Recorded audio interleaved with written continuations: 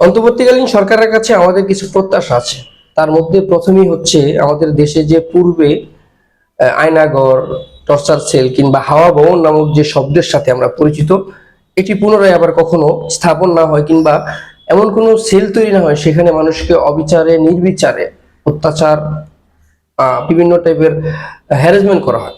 আমরা অন্তর্বর্তীকালীন সরকার আছে এই প্রত্যাশা করতেই পারি যে আপনারা এমন কিছু তৈরি করেন, যে আমাদের দেশে এমন একটি আইন তৈরি করেন যে সেটি হচ্ছে এই যে নির্বিচারে মানুষকে গুম করে কিংবা নিয়ে টর্চারিং করে, পার্সোনাল কিছু রুম থাকে সেখানে হচ্ছে শুধু টর্চারিং এর জন্য।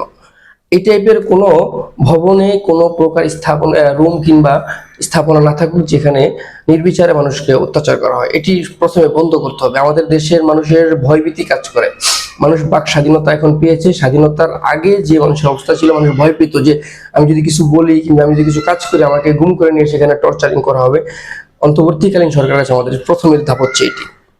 পরবর্তীতে আমরা যে আইনের ধারা চলি, আইন আমাদের প্রয়োজনীয় একটি জিনিস, কেন আইন ছাড়া আমাদের দেশ অচল। আইন ছাড়া একটা দেশ সঠিকভাবে পরিচালনা করতে পারে না। আইনের যে সুশাসন, আইনের যে ধারা, আমরা চাই যে আইনের ধারাটি একদম নিরপেক্ষতা বজায় রেখে কাজ করা হোক, কিংবা মানুষকে যে আইনি সেবাটা হচ্ছে পরিপূর্ণ দেওয়া হোক, যেটা কোনো প্রকার অর্থের বিনিময় না, কোনো প্রকার মানুষকে অবিচার না, কিংবা মানুষের পক্ষপাতিত্ব না, একটি নিরপেক্ষতা বজায় রেখে মানুষকে এই আইনের স্বাধীনতা দেওয়া হোক বা আইনের সহায়তা করা হোক।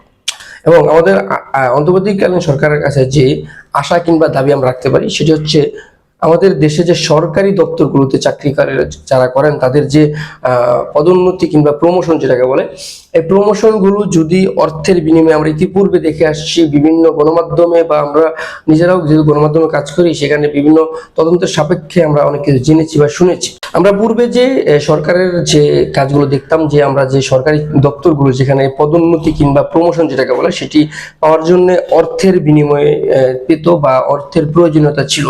পাশাপাশি আত্মীয়করণ কিংবা আপনার মামু খালু নানা রকমের জাতীয় স্বজন তাদের সহযোগিতায় কিংবা তাদের ছায়াতে আপনি একটি পদোন্নতি পান। আর যারা কর্মতে দক্ষ ব্যক্তি যাদের দক্ষতা ভিত্তিক চাকরি হওয়ার কথা, তারা সেটা থেকে বঞ্চিত হতেন।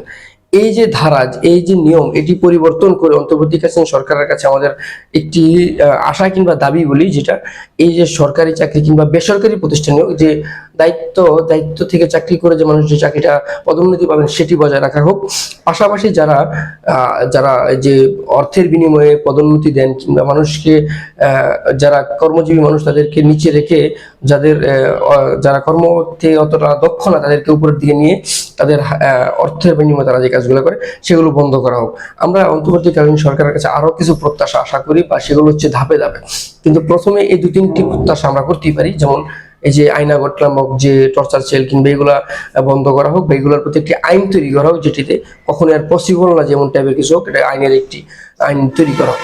পাশাপাশি যে পদোন্নতি সরকারি কিংবা বেসরকারি দপ্তরগুলো, সেখানে যে অর্থের বিনিময় কিংবা আত্মীয়করণের বিনিময় বা আপনার পূর্বে পরিচিত এই টাইপের কিছু না করে আপনারা কর্মদক্ষতা যারা যোগ্য ব্যক্তি তাদেরকে পদোন্নতি দেওয়ার একটি ব্যবস্থা করুন, বা সেই একটি আইন পাশ করুন। যারা বেআইনিভাবে বা অবৈধভাবে এসব কাজ অবলম্বন করবেন তাদেরকে সর্বোচ্চ শাস্তি ব্যবস্থা রাখার আপনারা একটা আইন তৈরি করেন, যাতে অন্যরা এই কাজটি করতে ভয় পায়। কারণ এখন আমাদের দেশটা স্বাধীন, আমরা স্বাধীনভাবে কথা বলছি।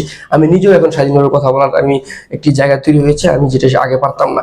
আমরা চাই আমাদের এই অন্তর্বর্তীকালীন সরকার আমাদের এই যে সব প্রকার ঝামেলা কাটিয়ে ওঠার পর তারা দেশটাকে গড়বেন, এবং দেশটাকে নিয়ে যারা যে লক্ষ্যে দৌড়াচ্ছেন বা যে লক্ষ্যে তারা কাজ করছেন তার মধ্যে এইসব জিনিসগুলো তারা যুক্ত করবেন।